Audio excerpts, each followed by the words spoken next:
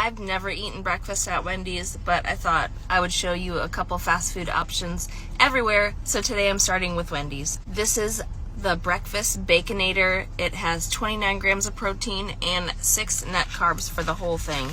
This has like 6 pieces of bacon, 2 eggs, 2 cheese, and I think that's, and a piece of sausage at the bottom.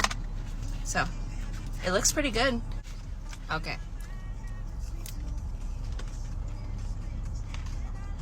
I didn't have high hopes for Wendy's for breakfast, but this is actually delicious.